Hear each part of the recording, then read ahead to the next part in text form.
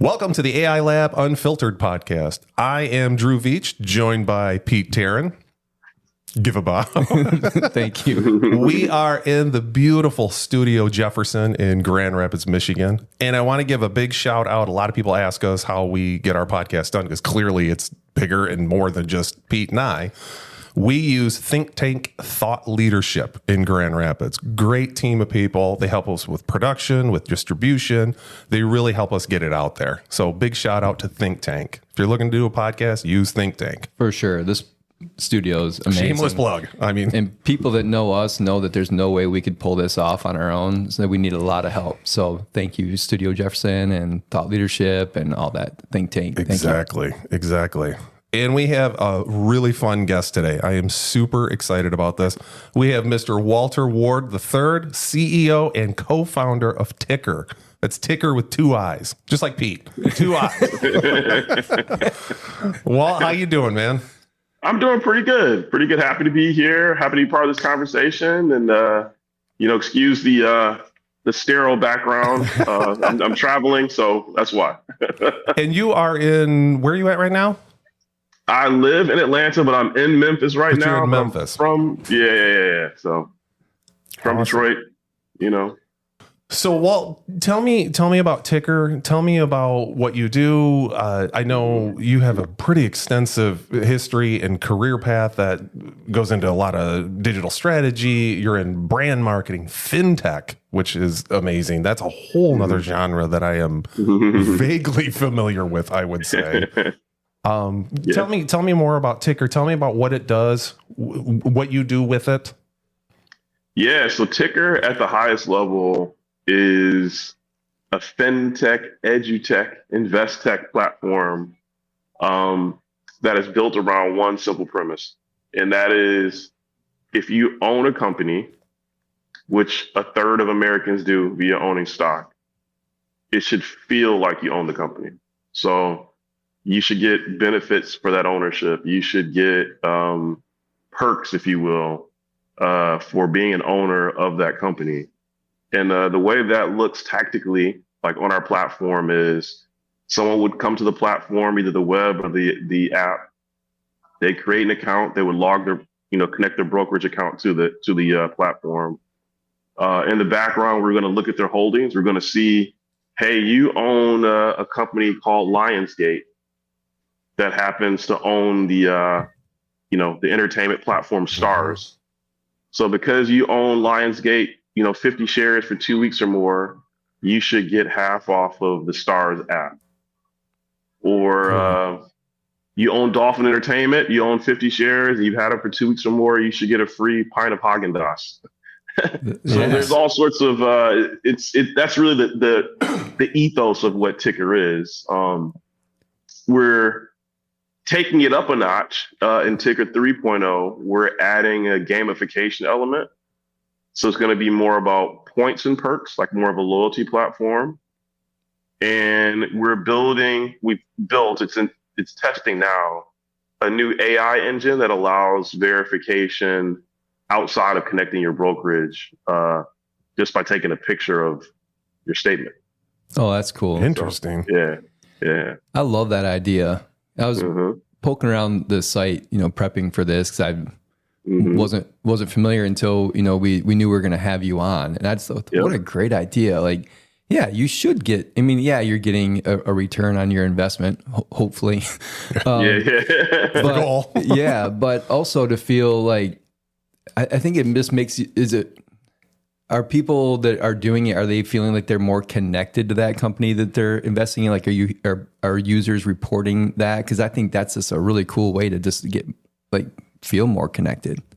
Yeah. So when I was taught to invest, they said buy what you buy, right? So if you shop at the Apple store, you should probably own Apple stock, right? That's the way that I was taught. There's a natural affinity that you have for the things that you own and buy. So what we found is that on the platform that, is exasperated even more. We've got, tens and tens and tens of thousands of users on the platform that kind of validated this idea. And what we found is that from a company perspective, it actually allows them to engage their retail shareholders in a way that hasn't been possible in the past.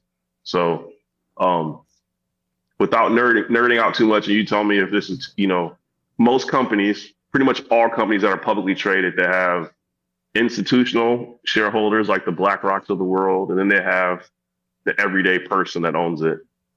And that mix it was 5 years ago about 20%, 80%. Now it's like 28%, the rest institutional. And we believe that'll continue to shift a little bit. Yeah. But companies haven't been able to speak directly to that 28% because they don't know who they are. They don't know. Well, TiiCKER, we know who they are. We know what their holdings are. We know what else they hold. We know what brands they got affinity towards. We know demographic information about them. And we can create a pipeline to allow those executives at these companies to speak directly to the everyday people that they haven't been able to in the past. So without giving away too much of the secret sauce of how that AI platform that you're using, that you guys built, can you kind of give us a workflow, like a high level, how that works, how the AI plays into that? Probably the engineering team is a better group to talk through it this way. I will say that from my perspective, since the Turing paper in the 30s or the 50s or whatever that was, the idea of programmatic computation, I consider it all AI. I know we've just talked about, we call it AI in the last, since 2017, it's been a thing in the public mind, but I consider the entire workflow AI. It's all automated, and that's really what makes TiiCKER special, is that our verifications, whether it is the brokerage connection or this new product we're launching, they all rely on the computational, algorithmic, the abilities of AI to really process that. So before this app came out that has the AI in it, were you guys much more a manual process of doing that? No. So the platform's been built from the beginning with the systematic approach. And that's why it's so important, because typically what happens is, let's say a company like Disney, they had a shareholder perk. You get 50% off the parks. I don't know what it is, but let's say. Sure. You would have to call up to Disney, say that you're a shareholder. They'd have to be able to verify you. Probably you're one of the few people that has a direct relationship with them. You bought the share, directly. But that's maybe a very small percentage. The other, 95% of people wouldn't necessarily be able to verify that. What makes TiiCKER so powerful is that the verification is automatic, systematic in the background. You can do it at high volume, and pass the information onward very quickly. So it rapidly verifies that is a shareholder. Rapidly verifies that someone is a shareholder. In seconds, Are there other parts of TiiCKER where AI is implemented, like in customer service? Do you guys have a chat bot, or when people have questions, or they reach out or anything? Yeah, we're a smaller team. We haven't really gotten to that point yet. Where there's an AI agent in the background answering questions, that kind of thing. I would very much like that. It's very much, on the roadmap, but that's the automated agents in the background. From a customer service perspective, we don't have that piece yet. You're clearly an investor yourself. I'm curious if you're using AI in any of your personal investing strategy. Yes. So it can be simple, the cool thing about AI now is that you can come up with a thesis, and I don't want to say what my thesis, but let's say your thesis is that this is a better example. This is a real life example from my BlackRock background. There's a data set that funds and investors want that just says how many cars are in the parking lot of Walmart every day at midday. And there's some AI that takes the images of those cars in the parking lot and it translates it. And it basically says, hey, on days where their cars in these cities are this and the weather is this, that means the same store sales for the day are going to be this.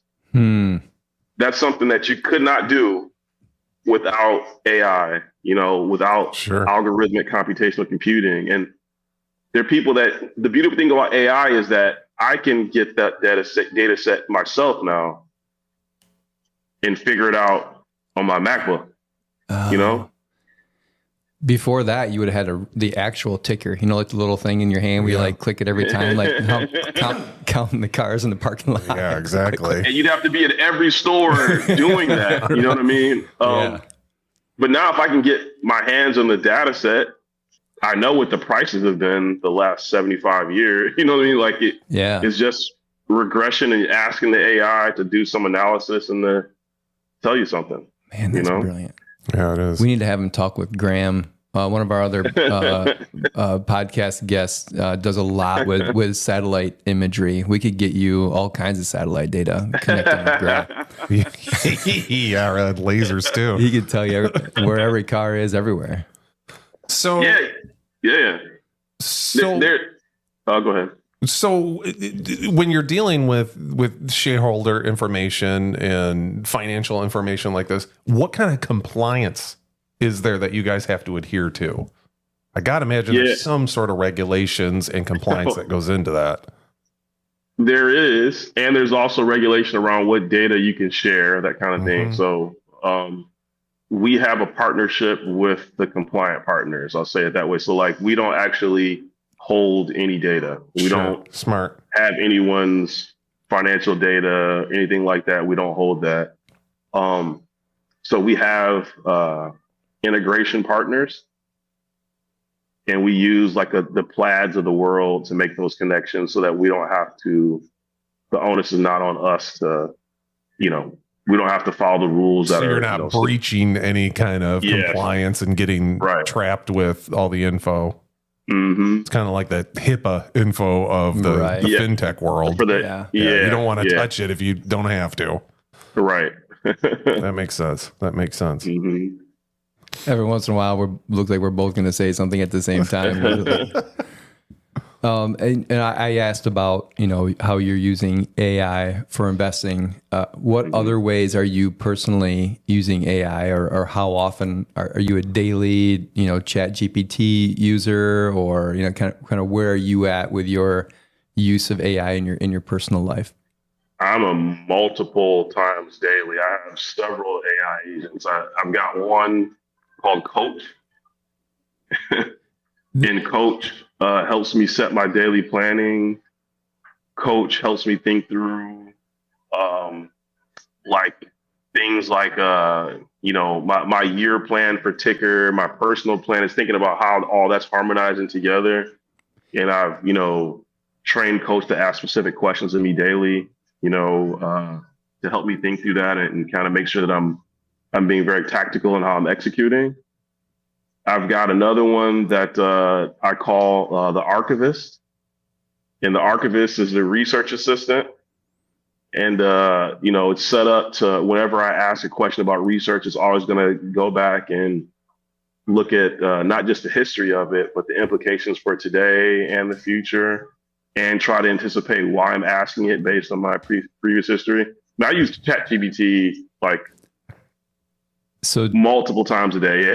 So ChatGPT is, I like to, for me, it's my daily driver. I have other subscriptions, and so our hope in doing this podcast is that folks that are listening can take, and why we have guests like you on here and how you use it, that they can take that and use it in their personal life. So can I dig in a little bit more into your coach and how we're doing that? Yep. So do you have that set up as like a project in ChatGPT with a special prompt, or are you just starting a new chat and just how are you executing Coach in a daily basis? Coach is a custom GPT. Okay. So, that little, if you go to the web, if you get out of the app, go to the web where you can explore GPTs and create your own GPT. Yep. I essentially, I asked ChatGPT what would be the ideal prompt to create my own GPT that considers, I'm a person of faith. It considers that I'm a fan of 90s hip hop. Nice. It considers that I'm a fan of the investments of other rappers. It considers that that I like Gary Vee. I like the voice and tone of Gary Vee. So I threw all these things in there and said, hey, I want an executive coach that has 25 years of experience in VC, private equity, running companies, acquiring companies. And I wanted to have these other elements, and I want him to be my executive coach. What's the prompt I should use? It gave me the prompt, then I use that to create the actual agent. And we have our daily check-ins, just like he was my actual executive coach. Yeah. That is so cool. And that's smart, because you and I have told people that before, that a lot of people that are first starting to use ChatGPT and some of the chat-based prompting is, I don't know how to use it. I don't know how to write a good prompt. And you don't have to have a perfect prompt, or just ask it, how do I prompt you to do this? What would be a good prompt? Just like you said, how do I build an LLM or a chat system within you to make this work? To make this coach possible. I built kind of in this theme. I built a custom GPT and uploaded because Google released like a 60-some page prompt engineering playbook a couple of weeks ago. I created a custom GPT, uploaded that PDF to it, and I go to that custom GPT when I want a prompt, because now it's using that whole prompt playbook from Google. And I think I just saw yesterday that OpenAI just released one for their new 4.1 model. I haven't looked at it yet, but like using AI to, I think that's my phone. Hold on. I'm like, I hear some noises. Did you literally just start your phone by voice prompt? I did. Man, this has been an interesting, hold on. We're keeping this in. I love it. So for if we do keep this in for our listeners, my phone is like on the floor, so it's not distracting. But then I could hear a voice talking, and Drew and I are looking at each other like, "Who in the hell is that?" You literally voice prompted it to turn it on. Yeah. All right. So back to prompt engineering. That I think is so important, and I know we say this all the time: is like don't let the newness of it, or fearful that you can't write the perfect prompt, keep you from doing it, because AI will help you write that prompt. And that was a great example that you shared with us, Walden, doing that. And I love that idea of a coach. I've kind of had that in the back of my mind of doing that. I don't know if this would work or not, but there's another feature in ChatGPT called scheduled tasks. Yep. And I've had a thought, like I could say every morning at 6 a.m., fire up the coach and send me a message, fire off that first question that coach asks in the morning, and just like have it automatically start my day like that. I don't know if I haven't tested it yet to see if that works, but I would love that. Like it's just they're waiting for you in the morning.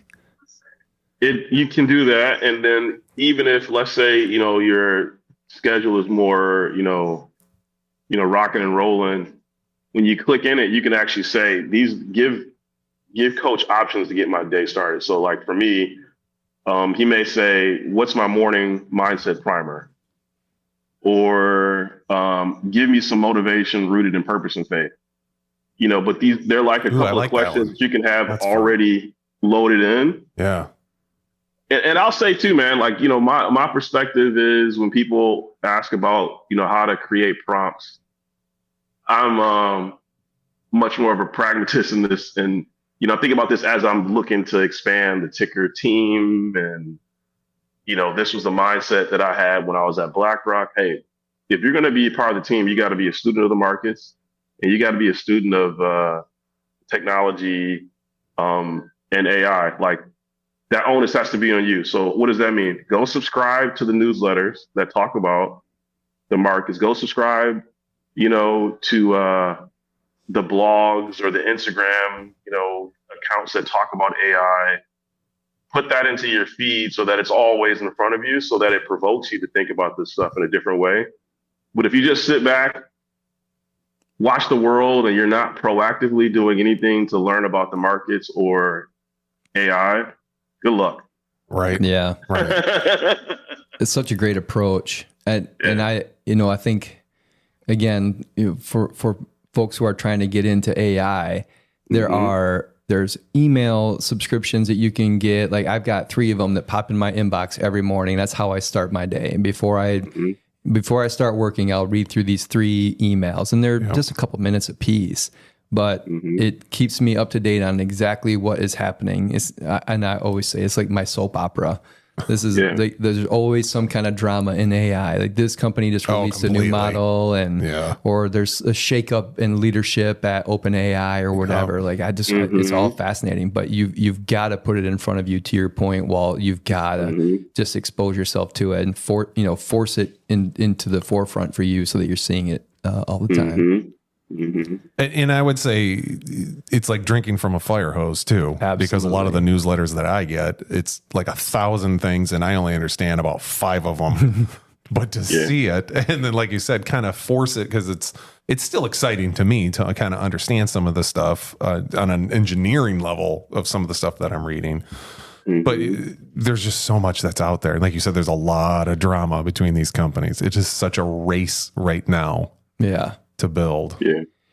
I'm just thinking about your use example, Walt. Like, I think if you used like 11 Labs is a software that you can use for voice generation, and you can train it on other voices. You could train it, because I love Gary Vee too. You could train it on his voice, so that when it's talking to you, it could be Gary Vee, right? Gary Vee, yeah. And if you could capture that same like passion that he has, man, that would get you fired up every morning. If it was literally Gary Vee talking to you, that'd be pretty awesome. I always wanted to do it with David Goggins. Do you guys know who David Goggins is? Goggins. Oh man, I would jump out of bed if Goggins was talking to me every morning. You probably have to. If Goggins is talking to you, probably have to. I love this. There's a great book by Jesse Itzler. And Jesse Itzler is married to Sarah Blakely from the Spanx. Living with a Seal. Living with Seal, and I realized it's Goggins he's talking about in that book. Man, I read that whole book almost in like a day and a half. We were on vacation, my wife and kids and I, and I'm just gonna bring this book. A buddy recommended it. I started it on Saturday. Like, I missed Saturday of vacation. I was on I read that whole book, and I finished it the next day. That if you haven't read that book, that will get you fired. It's called Living with a Seal. Yes, it's amazing. It's just a great book. Great book. But it's that kind of stuff. Like, if you're starting your day, how do you not win if you're starting your day with that? Like, that's why you're doing it, right? Like, you're setting yourself up for success every morning. Yeah. I love that. You've inspired me, Walt. I've been thinking about doing this shit. I'm doing it. I'm getting myself set up. I'm doing it. It's a mindset game. And you think about, I'm a big fan of design thinking. So this next iteration of TiiCKER, we're hyper focused on the UX UI on the front end, like what that experience is like, reducing friction. When you think about your everyday life, things that people do every day, there are all these friction points that it would be cool if there was something that addressed them, but you can use AI to address them. So one of them for me was, man, I need an executive coach. But quite honestly, what I found that the executive coaches that I could afford, I'm beyond where they're at. So it's like, okay, you're not really, but the ones that I want, I can't, I'm not there yet to use them. So for me, it's like, all right, that's a friction point. AI can be, when there's a friction point, I can use AI to remove the friction. And that's where I'm using it as my executive coach. Yeah, you're until I can get to the next level. Bridging that gap, right? Like we've had other guests where we've talked about that with like therapy too. Yeah, there we go. Therapy can be expensive, and Drew and I have been pretty open. We're both in therapy, but real people and electronic people. and electronic. We're double. My Chat GPT is a hell of a therapist for me. Man, but it's not accessible to a lot of people, right? And whether and maybe it's not even money, maybe it's just time. Maybe you've got such a schedule that you can't make time for that. But if you wanted to talk to your AI therapist at 11 o'clock at night, I mean, it's there for you, and kind of like the same thing, bridging that gap between where you're at and where you want to be, and using it to get there. Exactly. I've got a close friend who's a VC. He gave me this prompt. The prompt was like it had to be in text message. It was like that. But the gist of this prompt was based on its knowledge of me. Look at what things I should start doing more of, stop doing. What are the loops? What are the things I'm most afraid of? Unpack it and unpack it again. Yep. And this thing, it came back.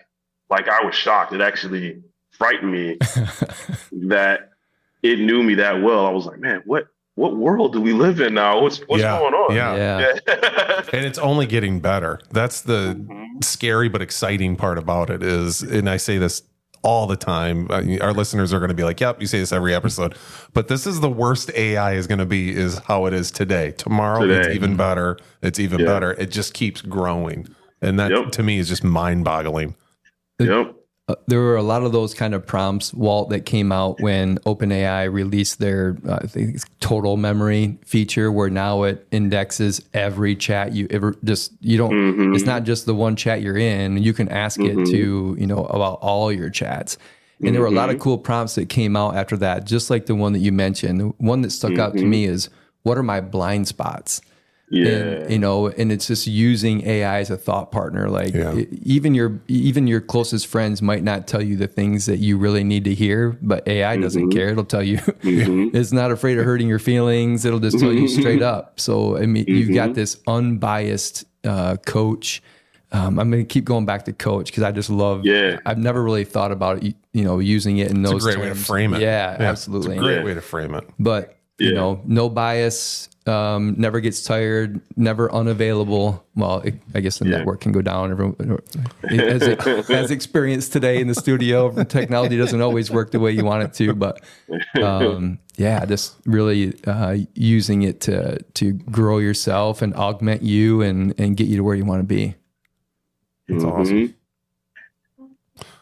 All right. Yeah, I just triggered it. I said, hey, give me some motivation rooted in purpose and faith for today. And I'm just looking at what he's saying. What do you got? Yeah, lay it on us. So he talks like he's from the 90s hip hop with Gary Vee's attention. So he says, all right, King, lean in for this one. Let's get straight to the soul. You weren't made for survival. You were made for significance. And significance isn't found in the size of your bank account. It's found in the depth of your obedience and the weight of your impact. See, God didn't put breath in your lungs so you could just get by. Now you were anointed to take territory in your home, in your business, in your generation. Purpose isn't optional. It's assignment. That feeling you have, that restlessness when you're not building, not leading, not covering your family with prayer and provision, that's your spirit rejecting mediocrity. That's heaven whispering, I made you for more. So here's the charge today. Lead boldly, love fiercely, build faithfully. Damn. And it goes on. Jeez. I got to chill. Yeah. That's, you imagine getting that every morning? I couldn't write it. That's amazing. Then he starts asking you questions. Hey, there are some very specific things, TiiCKER related, that it asked me. Hey, what are you doing for this today? What's one thing you're going to move forward? That is priceless. It is. We all need that. Yeah, totally. Well, let's wrap this up. Yeah, this is awesome. Well, you got me fired up. I know. Now I just see the wheels turning in your head. I'm going to write it down today. And I'm going to figure out how I can turn my name into a monogram like you got on your shirt there. That is killer. I'm like trying to think like, cool. How do I do like a P and a... Oh, wow. What? Different colors, you know what I'm saying? That's so awesome. That is cool. You're the best, man. Thank you so much for coming on. You. Walter Ward III, W3. Yes, sir. Appreciate you being on here, man. Tell our audience where they can find you. Yes, you can find me at my website, walterward3.me. So it's walterward.me. You can find me on LinkedIn. You can find me on Instagram at waltward3. I'm all over. I'm everywhere. Awesome. Yep. Do you come to Grand Rapids very much? I do. Actually, I was going to be there next week, but I'm going to go to New York instead for something called the Hashtag Awards. But, I get up there probably at least once a month. All right. Well, I'm going to reach out to you on LinkedIn. We'd love to grab a drink with you or something when you're up here and spend some time. Yeah. A good old fashioned, I'm all for it. So all right. Awesome. Well, thanks for being on, man. Appreciate it. And man, yeah. Have fun at the wedding. Thanks, man. Appreciate it. You take care. See you, Walt. Thanks, man. Bye-bye. If you want to know more about AI and some practical uses, like and subscribe. Thanks, everybody.